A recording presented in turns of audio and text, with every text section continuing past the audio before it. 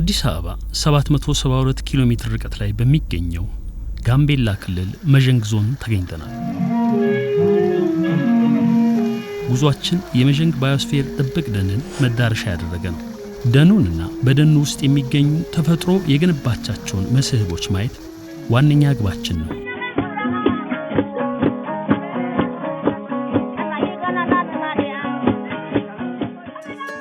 የመዠንግ ዞን በምስራቃዊ የጋምቤላ ክልል ሲገኝ ከደቡብ ምዕራብ ኢትዮጵያ ክልል ጋር ይዋሰናል። በአጠቃላይ በሞቃታማነቱ ከሚታወቀው የጋምቤላ ክልል ጋር ሲነጻጸር ቀዝቃዛ ሊባል የሚችል ቆላማ አካባቢ ነው።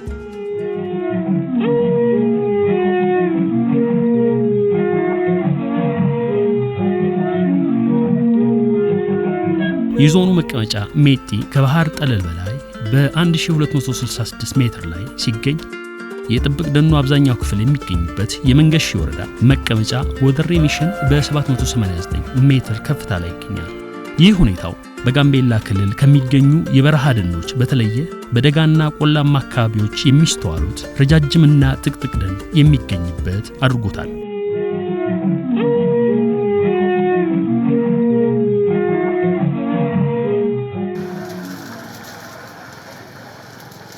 በመዠንግ ባዮስፌር ጥብቅ ደን ውስጥ ውጤታማ ቆይታ ለማድረግ አስቤዛችንን መሸመት፣ እህልዋችንን ማዘጋጀት አስፈላጊ ነው። ደኑ መሸጋገሪያ፣ ደጀንና ጥብቅ ወይም ማዕከላዊ ስፍራዎች በሚል የተለየ ነው። በደኑ መሸጋገሪያ ስፍራዎች ላይ ሰዎች በአነስተኛ ቁጥር መንደር እየመሰረቱ ይኖሩበታል። የደኑ ደጀን የሚባለው ላይ ኢኮኖሚያዊ እንቅስቃሴዎች በተለይም በቁጥጥር ላይ የተመሰረተ የእርሻ ስራ ቢያንስ በመርህ ደረጃ እንዲደረግ ይጠበቃል። የደኑ ማዕከላዊ ክፍል ወይም ጥብቅ የሚባለው ከተለመደው የመዠንግ ህዝብ አኗኗር ማለትም የንብ ማንባትና አደን ውጪ ሌሎች ኢኮኖሚያዊ እንቅስቃሴዎች የተከለከሉበት ነው። በዚህ ማዕከላዊ ስፍራ የራሳችንን ስንቅ ካልያዝን ምግብ ቤት ከፍቶ እህል የሚያቀርብ ማደሪያ አዘጋጅቶ የሚያከራይ የለም።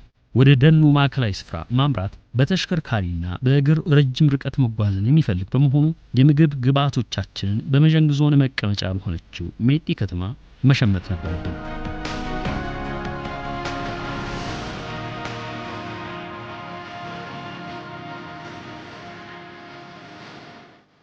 የመዠንግ ጥብቅ ደን በሚገኝበት የመንገሺ ወረዳ የአንድ ሳምንት ቆይታ ለማድረግ ለመጓዝ አስቸጋሪ መንገድ እንደሚጠብቀን ቀድመን ብናውቅም ከመነሻችን እንፈተናለን ብለን አልጠበቅንም። መንገዱን በወጉ አለማወቅ እንከን ከገጠመው ተሽከርካሪያችን ጋር ተጨምሮ መግቢያችን ላይ በጭቃ ተያዘ።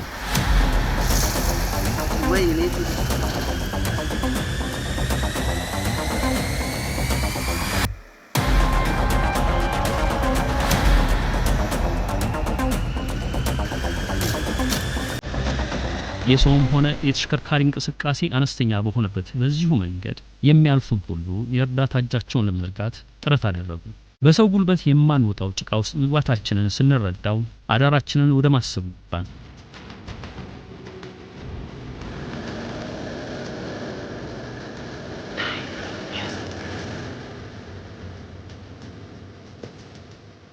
በዚህ ወቅት በመዠንግ ዞን ዋና መቀመጫ ሜጢ ከተማ የተዋወቅናቸው ሰዎች የደረሱት። በእነዚህ ሰዎች መኪና ተጎትተን ከጭቃው ወጣን። ጉዟችን ቀላል እንዳልሆነ የተረዳንበት የመጀመሪያው ክስተት ነበር።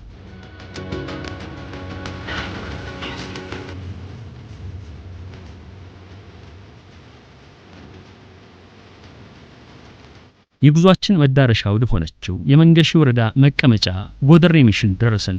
ወደሬ ሚሽን አነስተኛ መንደር ሲሆን በጥቂት መቶ የሚቆጠሩ ሰዎች ብቻ ይኖሩበታል። የከተማ መለኪያዎችን በአግባቡ ያላሟላ። ደኑ የሚገኘው በዚህ ወረዳ እንደመሆኑ ወደ ደኑ የተለያዩ አቅጣጫዎች ለመጓዝ ማዕከላችን አደረግነው። በደኑ ሰሜናዊ፣ ደቡባዊ፣ ምስራቃዊ፣ ምዕራባዊ ክፍሎች ውስጥ የተዘዋወረን ማየት ይጠበቅብናል። የደኑን ማዕከላዊ ክፍል ለማግኘትም በተሽከርካሪም በእግርም ጉዞ ማድረግ ይኖርብናል። ይሄን ስናደርግ አንዳንድ ቦታዎች ላይ አስቸጋሪ የእግር መንገዶች ይኖሩታል። እነዚህን የእግር መንገዶች ካደረግን በኋላ በዛው ደን ውስጥ ማደርም አስፈላጊ ሊሆን ይችላል።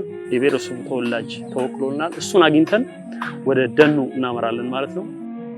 ሰላም ነው። እንዴት ነው? ሰላም ነው።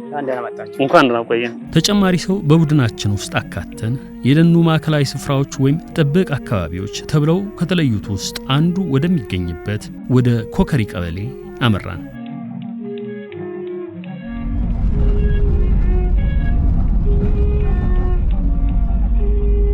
በየዕለቱ የምናደርገው ጉዞ ከከተሞች እየራቀን ሰዎች በብዙ መቶ ሜትሮች ተራርቀው ወደሚኖሩበት ምንም አይነት የንግድ እንቅስቃሴ ወደማይደረግበት የደኑ ክፍል እየተጓዝን ነው። ከነዚህ አካባቢዎች የኮከሪ ቀበሌ አንደኛው ነው። ዋናው መንገድ ይዘው ከተሰሩ ጥቂት ቤቶች በቀር በአካባቢው የሚታየው ጫካ ነው። የስልክ ኔትወርክን ጨምሮ የመብራትና የውሃ መሰረተ ልማቶች ካልተዳረሰባቸው አካባቢዎች ውስጥ አንዱ ነው።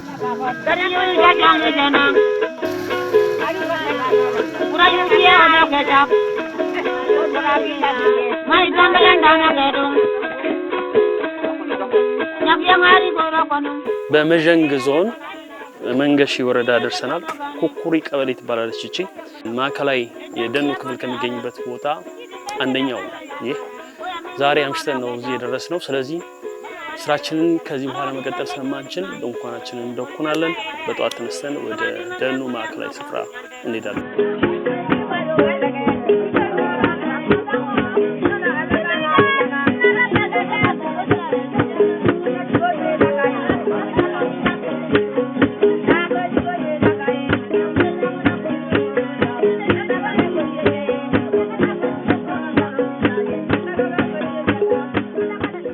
የጧት ጉዟችንን ስለምናደርግበት ሁኔታ ከአካባቢው ነዋሪዎችና የቀበሌ አመራሮች ጋር መክረን እራታችንን ወደ ማዘጋጀት ገባን። የኃይል ምንጫችን የሆነውን ከሰል ማቀጣጠል፣ ሽንኩርትና ቲማቲም በማሰናዳት ቢያንስ ለአፍና ለአፍንጫ የማይከብድ ምግብ ለማዘጋጀት ጥረት አደረግን። የወላ ሙያን ከማይጠይቁ ወይም ከማያሳጡ የምግብ አይነቶች ውስጥ ፓስታ ተመራጭ ነው። ለዝግጅት ቀላል ከመሆኑ ጋር ተደምሮ በፍጥነት መድረሱ ለዕለቱ ተመራጭ አድርጎታል።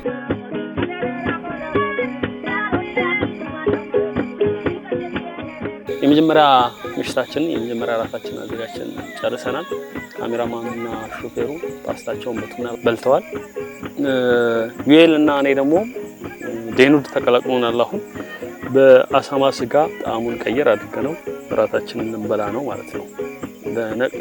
ነገ ጠዋት ስራችን የመጀመሪያ ራታችንን እንበላ ነው። ብሉ ብሉ ብሉ ዴኑድ ብላ። የአሳማ ስጋ የሚሞክሩ የሉ?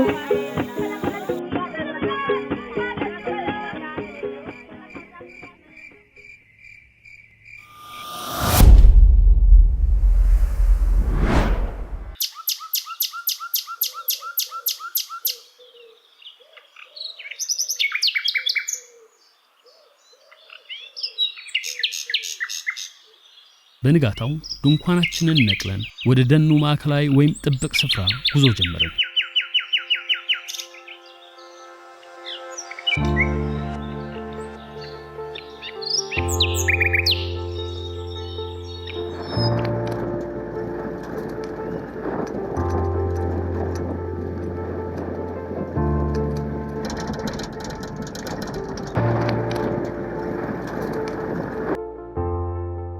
በመጀመሪያው ቀን ቆይታችን በኩኩሪ ቀበሌ የሚገኘውን የደኑን ማዕከላዊ ክፍልና በዚሁ ስፍራ የሚገኘውን ፍል ውሃ ለማየት ተንቀሳቀስን።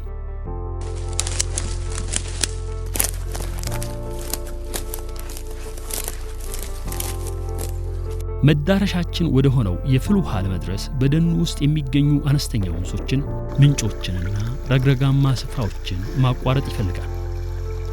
የደከመን ሰውነት ለማነቃቃት በመንገድ በመናገኘው ወንዝ መታጠብ፣ ከምንጮቹ መጎንጨት ይፈልጋል።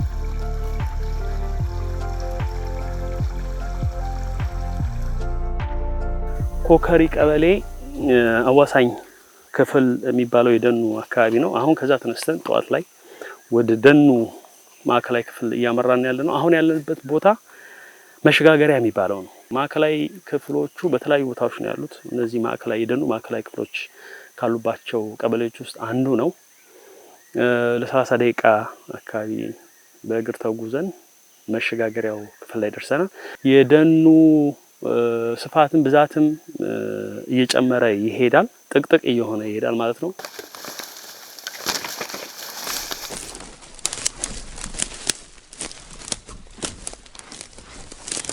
አላገ በለዱ ኪኒኒ ሲገለው ሰዱ ኪኒ ለው ከጉገ ኮኘትን ኦሞንግ ነህ ኩቱ ባይ ዱገ ጂት ነህ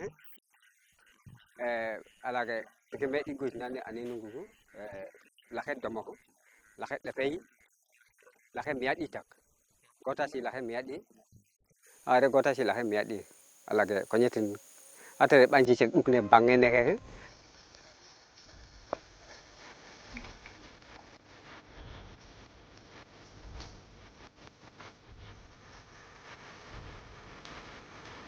ጉንዳ ከላይ በላብ ተጠምቀን ከስር ረግረጉ ሰምጠን ከአንድ ሰዓት ከ10 ደቂቃ የእግር መንገድ በኋላ በኮከሪ ቀበሌ የሚገኘው የመዠንግ ባዮስፌር ጥብቅ ደን ማዕከላዊ ስፍራ ላይ ደርሰናል። በዚህ ማዕከላዊ ስፍራ ላይ የፍል ውሃ አለ። ይህንን የፍል ውሃ ደኑን በምናይበት ወቅት እግረ መንገዳችንን ጎብኝተን ለመመለስ ነው እዚህ የደረስነው። እሱን ተመልክተን ደኑን እየቃኘን እንመለሳለን ማለት ነው። ኦኬ። ውሃው ሙቅ ነው። ፍል ውሃ 2 ምንጮች እንዳሉት ነው የነገሩን። አሁን ለአንደኛው የፍል ውሃ ምንጭ ቀረብ ብዬ ነው ሙቀቱን እየተሰማኝ ያለው። የፍል ውሃው ምንጭ እዚህ ጋር እንደሆነ ነው የነገሩኝ። ያስታውቃል፣ ወደ ላይ ሲወጣ ያስታውቃል ውሃው። ሌላኛው ወደዛ እንደሆነ ነው አላየሁትም። እሱ ወደዛ እንደሆነ የነገሩኝ። ግን ወደዚህኛው የፍል ውሃው ምንጭ በተጠጋን ቁጥር ሙቀቱ እየጨመረ ነው የሚሄደው።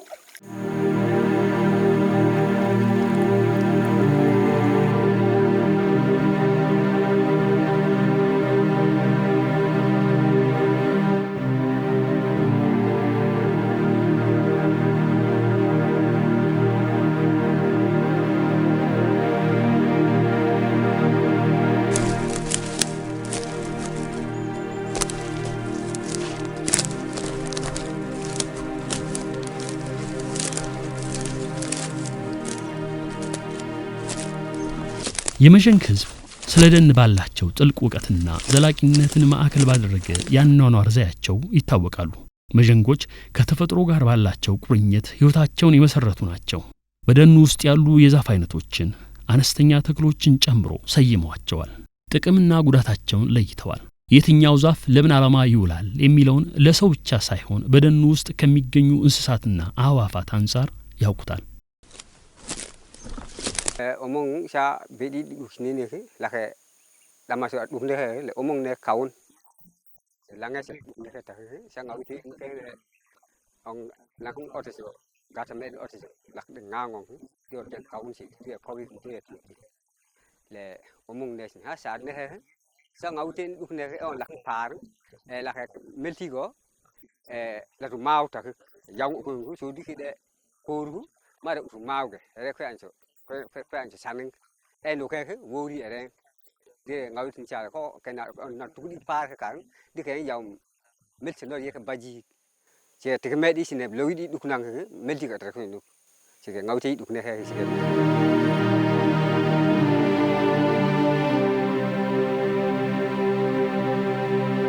ma ke ma to kon si chen ne ka taung sa na la ta khu na ke jo khu ke an jo me le sa na sin ko den ke bel an video an ta telate ya ko de bele mang on taung an chini ko na ke ko na telate sa mele ke bel ne bel omong ne la de ma sa tawe ngi to taung mang ki kan to mele na omong ne we te de lui de ken dane ku omong ne lui de dane ku a pe ne se de ma jang tu bang gi ko ke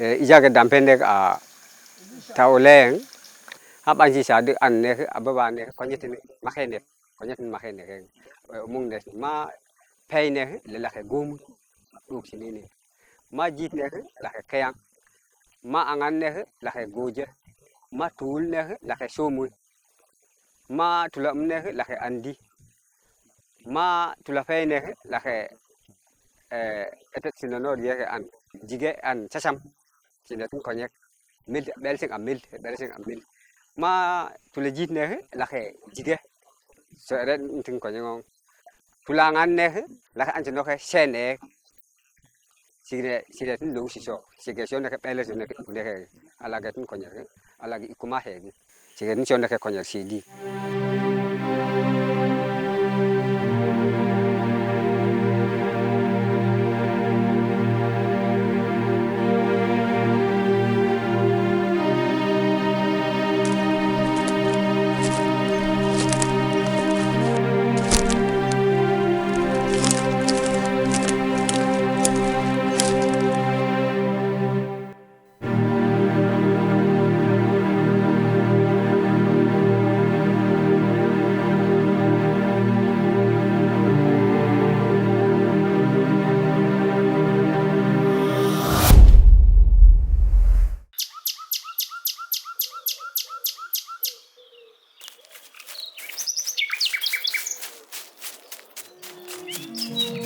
በሁለተኛው ቀን የመዠንግ ባዮስፌር ጥብቅ ደን ቆይታችን ያመራነው የደኑ ማዕከላዊ ወይም ጥብቅ ክፍል ወደሚገኝበት ሌላኛው ቀበሌ ነበር።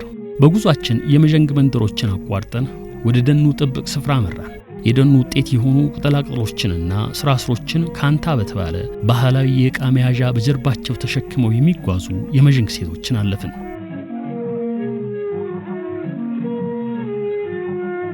ይህ የደኑ አዋሳኝ አካባቢ ነው የሚባለው። አሁን ያለንበት አካባቢ ወደ ጥቅጥቅ ደኑ አልገባንም። ከመሸጋገሪያ ከሚባለው ጋር ያለ አካባቢ ነው። የመዠንግ ባዮስፌር ጥብቅ ደን በውስጡ በርካታ ወንዞች አሉ። እነዚህ ወንዞች በርካታ ፏፏቴ ይሰራሉ። አሁን የምንሄደው አንዱን ፏፏቴ ለማየት ነው። ይህንን ፏፏቴ የሚሰራው ጎደሬ ወንዝ ይባላል። ወንዙንም ፏፏቴውንም እንመለከታለን።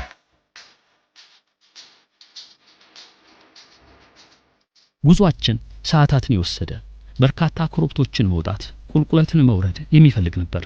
ከሰዓታት የእግር ጉዞ በኋላ ሰውነታችን መድከም በላብ መጠመቅ ጀመረ።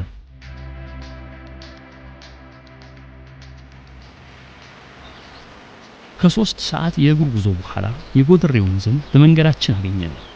መግባት በጀመረው የክረምት ዝናብ ደፍርሶ ጠቆ ፈሳል። ወንዙን ለማቋረጥ በባህላዊ ድልድይ ላይ መሻገርን ይፈልጋል።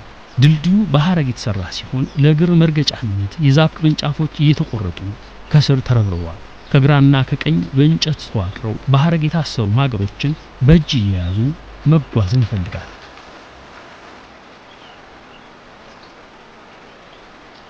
በድልድዩ ላይ የመጀመሪያዎቹን እርምጃዎች በማድረግ ማቋረጥ ጀመርን። በድልድዩ መሃል ላይ ሲደረስ የሚጀምረው የማዞር ስሜት ሽብር ይፈጥራል።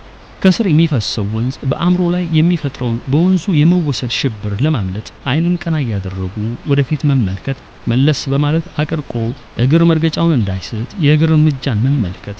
የማዞር ስሜቱ ሲመለስ እንደገና አይንን ቀና አድርጎ መዳረሻን ወደፊት መመልከት ይፈልጋል። የአካባቢው ተወላጆች አእምሮ የሚፈጥረውን ሽብር በልምድ ማስወገድ ችለዋል።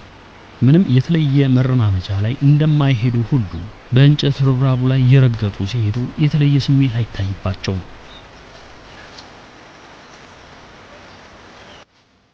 አቀበትና ቁልቁለቱ ያደከመውን ሰውነት እድል በተገኘ ቁጥር ማሳረፍ ነበረብን።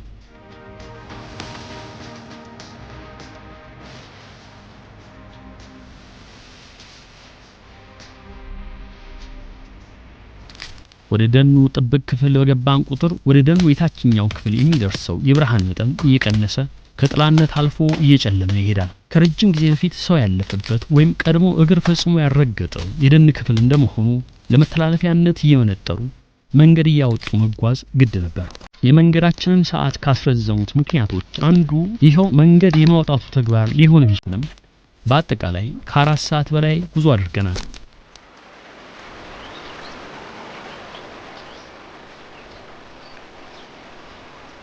ለሁለተኛ ጊዜ የጎደሬ ወንዝ ከፊታችን ገጠመን። ቀድመን ካቋረጥነው ድልድይ በተለየ ሁለት ዛፎች ከወንዙ ዳርቻዎች ወደ ውስጥ እንዲያዘነብሉ ተደርገው ድልድዩ ተዋቅሯል። ወደ ድልድዩ ለማምራት መጀመሪያ ዛፍ ላይ መንጠልጠል፣ በዛፎቹ መሃል በተዘረጋው ከሐረግ የተሰራ ድልድይ መረማመድ፣ ኋላም በሌላኛው ዳርቻ ካለው ዛፍ ላይ መውረድን ይፈልጋል።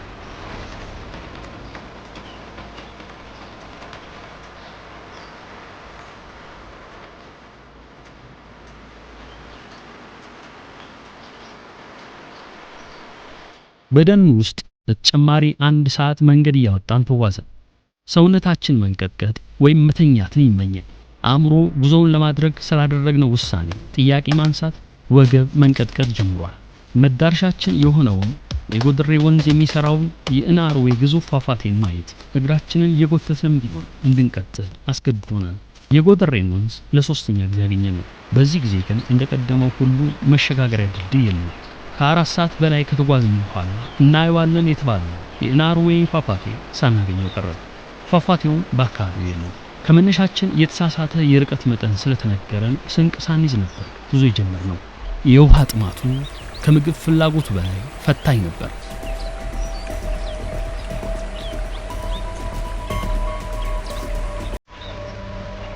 አቋርጠናቸው የመጣናቸው ምንጮች ጋር ተመልሶ ለመድረስ የሚወስደው ጊዜ ረጅምነት በቅርብ የተገኘውን የጎደሬ ወንዝ የተወሰነው እንድንጠጣ አስገድዶናል። ይህ ግን ስህተት ነበር፣ ኋላ ላይ ለበሽታ የዳረገ ስለነበር።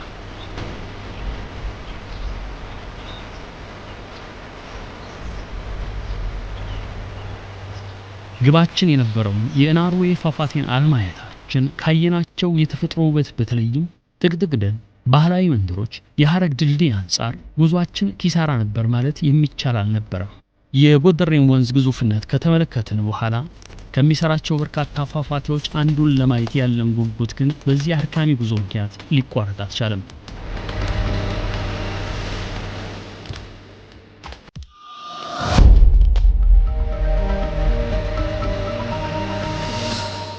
በቀጣዩ ቀን በአቅራቢያችን የሚገኘውን የጥብቅ ደኑን ክፍልና በዛው የሚያልፈውን የጎደሬን ወንዝ እያየን ለማረፍ ወሰንን።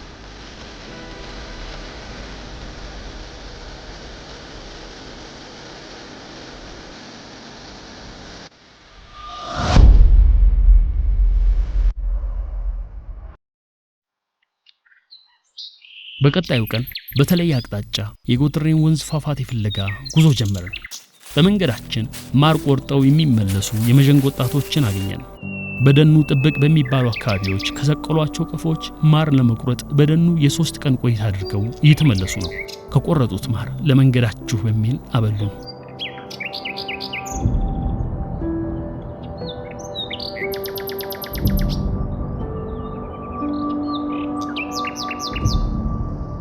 በየአመቱ መዠንግ ብሔረሰብ በደን ውስጥ ነው ያኖረ ያለው። ሁሉም ነገር በደን ውስጥ ነው የሚገኘው። ማርም ይሁን ስጋውም ይሁን ሁሉም ነገር ዝንጅብል ምናምን ደግሞ በደን ውስጥ ነው የሚገኘው።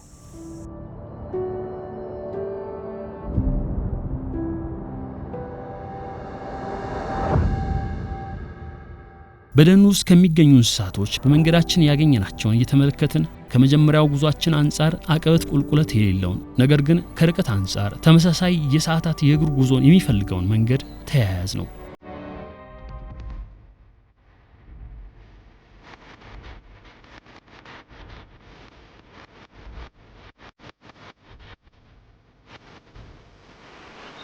የጎደሬ ወንዝ የሚሰራውን ፏፏቴ ለማየት የምናደርገው ጉዞ በዚህ ጉዟችን እንደሚሳካ የሚጠቁም የፏፏቴ ድምጽ መስማት ጀመርን።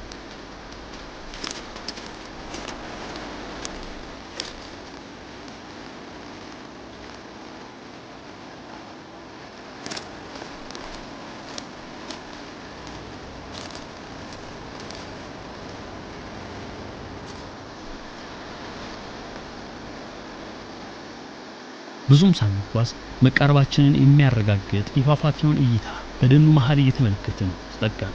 እንደ ብዙዎቹ ፏፏቴዎች ጠጋ ብሎ ለመመልከት ግን አስቸጋሪ ቁልቁለትን መውረድ ይፈልጋል።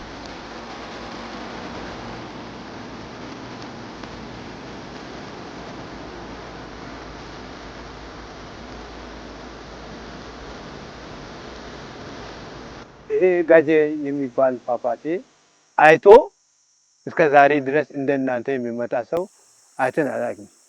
እዚህ ጋር በመንግስት ኮሚኒኬሽን መጥቶ ያየው ሰው የለው። እንደገና ደግሞ የባህልና ቱሪዝም ባህል ማለት ጫወታ ነው። ቱሪዝም ማለት እንደ ፏፏቴው እናት ግን መጥቶ እዚህ እስከ ቦታው ድረስ ሄዶ እንደናንተ ደግሞ ያየው ሰው የለም። በመዠንግ ባዮስፌር ጥብቅ ደን የምናደርገውን ቆይታ 4ኛ ቀናችን ላይ እንገኛለን። በዛሬው ቆይታችን ባለፈው ጉዟችን ያልተሳካልንና የጎድሬ ወንዝ ይሰራቸዋል ከሚባሉት ፏፏቴዎች አንደኛው ኢናሮይ የተባለውን ፏፏቴ ለማየት የእግር ጉዞ አድርገን ነበር። የ4 ሰዓት አድካሚ የእግር ጉዞ አድርገን ማየት አልቻልንም። በዚህኛው ማስተካከያዎችን አድርገን በተለይም የመንገድ ጠቋሚዎችን ማስተካከያ አድርገን ተጨማሪ የ4 ሰዓት ጉዞ በሌላ አቅጣጫ አድርገናል። በዚህ ጉዟችን ውጤታማ ሆነናል። ትልቁ ሊባል የሚችል ፏፏቴ ማየት ችለናል ማለት ነው።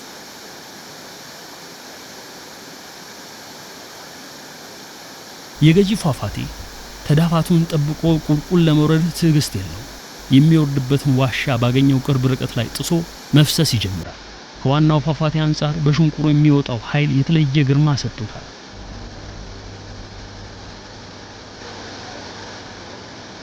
ፏፏቴው የሚፈጥረው እርጥበታማ አየር የተለየ ጉም መሳይ ከባቢን በዙሪያው ይፈጥራል። ከስሩ ለተወሰነ ጊዜ መቆየት ያረጥማል።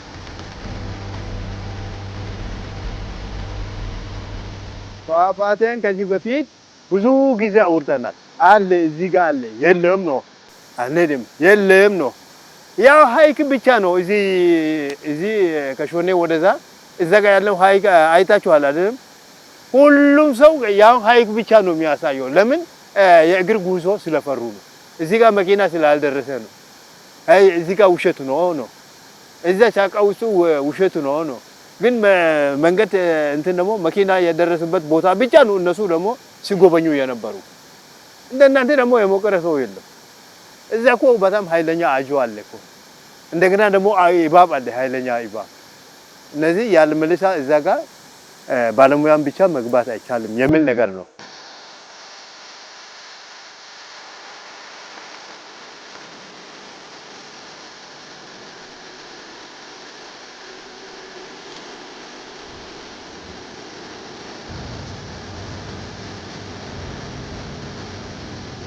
ፏፏቴውን ማየት የደከመን ጉልበት የማደስ አቅም ቢኖር አእምሮ ላይ ከሚፈጥረው ስሜት ውጪ በአካላዊው ጉልበት ላይ የሚያመጣው ለውጥ ባለመኖሩ በገጂ ፏፏቴ የ1 ሰዓት ቆይታ አደረግን።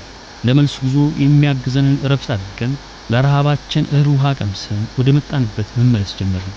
የወረድነውን ቁልቁለት መውጣት ለሰዓታት የመጣንበትን መንገድ መመለስ ይፈልጋል።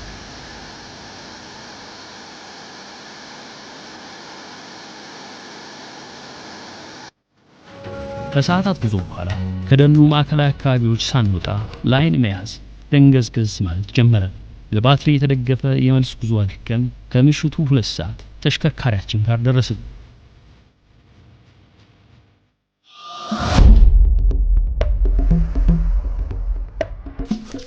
በመዠንግ ጥብቅ ደን 5ኛ ቀን ቆይታችን የደኑ ጥብቅ ወይም ማዕከላዊ ስፍራ ወደሚገኝበት ሌላኛው ቀበሌ ቲንጊ ያመራን።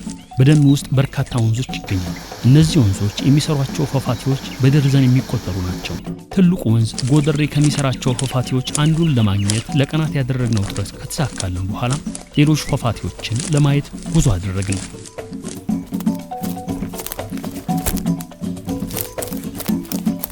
ኮሪያ ኦቴሰን ማጃን ቤዲ ቹዲ ለላንግ ያዱኩ አሁን ቤዲ ቹዲ ቃን ፑሪያንግ ለጆለ ዲ ባሉ ኡልቱ ማጃን ለላንግ ያዱኩ ቤዱ ከጉን ጋር አለ ዱኩኔ ከታኸ ታባሪዬ ደማጃንግ ሪየከ ማጃንግ ዲኖኔ ከዲሪያ ገነ turgum ye fe chaque mark le ma chaque jang le lak jang du ko nekay tak le alaga el kay atade kay anje tar sei le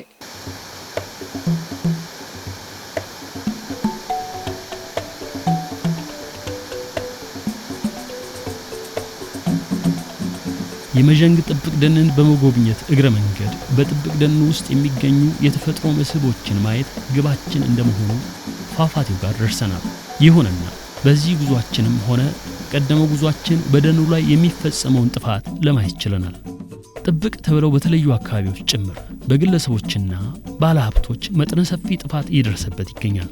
የቀን ሰራተኛ እያሰማሩ ደኑን ማውደም በየቦታው የሚታይ ክስተት ነው። በዚህ ቦታ ያገኘናቸው ሰራተኞች ቅጥረኞች ስለመሆናቸው ነግረውናል። ከሳምንት በኋላ ስራቸውን ጨርሰው ወደ መጡባቸው አካባቢዎች እንደሚመለሱም አጫውተውናል።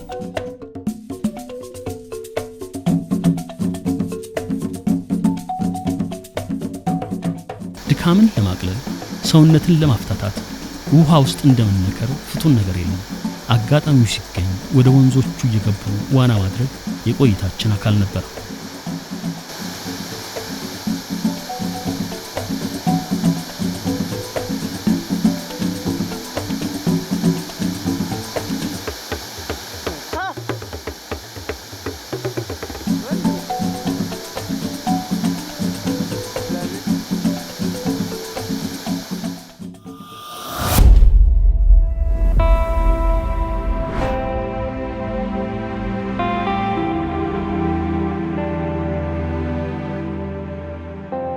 በቀጣይ ቀን የመዠንግ ባዮስፌር ጥብቅ ደን የመጨረሻ ቀን ቆይታ ወደምናደርግበት ቡራይ ሐይቅ ጉዞ ጀመርን። በንጋታው በሐይቁ ዙሪያ ደረስን። ከደኑ ማዕከላዊ ስፍራዎች ወይም ጥብቅ ተብለው ከተከለሉት ውስጥ በጉበቲ ቀበሌ የሚገኘው የቡራይ ሐይቅ አንዱ ነው። 384 ሄክታር ደን ዙሪያውን የከበበው 76 ሄክታር ሐይቅ በዚህ ስፍራ ይገኛል። የሐይቁ ጥልቀት 176 ሜትር ሲሆን ጥልቅ ከሚባሉ ጥቂት የኢትዮጵያ ሐይቆች ውስጥ አንዱ ነው። አሁን የምንገኝበት ቦታ እዚህ ከጉበቲ ቀበሌ መዠንግ ዞን ላይ ያለች ቡራይ ሐይቅ የምትባል ናት። እቺ ሐይቋ ለኛ መድኃኒት የሆነችበት ምክንያት እዛ ውስጥ ቀፎ እንሰቅላለን፣ የተለያዩ ነገሮችን እናገኛለን፣ አሳንም እናወጣለን፣ በዛ እንጠቀማለን። ውሃ ውስጥ ያሉ አሳዎች ወደ 3 አይነት አሳዎች አሉ፣ አራዊትም አሉ።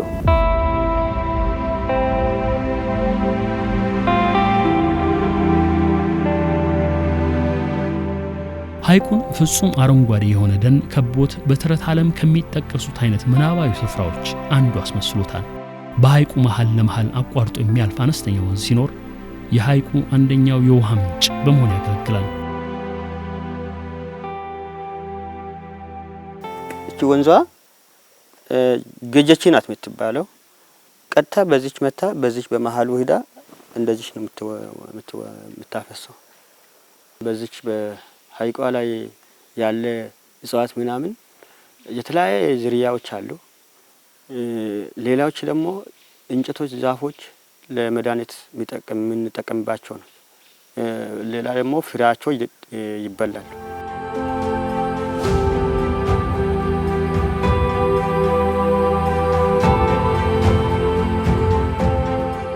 ምንም እንኳን አካባቢው ውብ የሚባል ቢሆንም በአቅራቢያው ከሚገኙ ከተሞች የሚመጡ ጎብኚዎች ስለመኖራቸው ነገር ግን ከቁጥር አንፃር አነስተኛ ስለመሆናቸው ሰምተናል። ይሄንን ለማመቻቸት የወረዳ ባህልና ቱሪዝም ቢሮ ጋር ተገናኝተው ውይይት ተደርጎ ቢቻል እንኳን የተለያየ ጀልባዎች መጥተው የሚመጡት ሰዎች ተዝናንተው ቢሄዱ የሚለውን ወደፊቱ ማመቻቸት አለብን።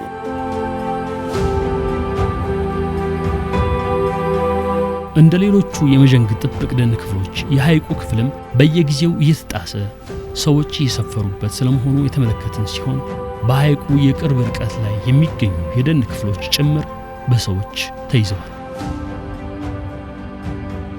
በመዠንግ ባዮስፌር ጥብቅ ደን በነበረን የአንድ ሳምንት ቆይታ የመጨረሻው ቀን ላይ እንገኛለን።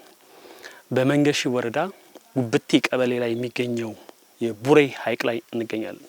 በዚህ ስፍራ ላይ የተለያዩ ዝግጅቶችን ማድረግ ይቻላል። ሰዎች መጥተው ሊዝናኑበት ይችላል። ለሰርግ ለመሳሰሉት የእረፍት ጊዜያቸውን ሊያሳልፉበት ይችላሉ። ይህ ስፍራ የደኑ አንድ አካል ነው። የመዠንግ ባዮስፌር ጥብቅ ደን አንድ አካል ነው። ይህ የቆይታችን የመጨረሻ ክፍል ይሆናል ማለት ነው።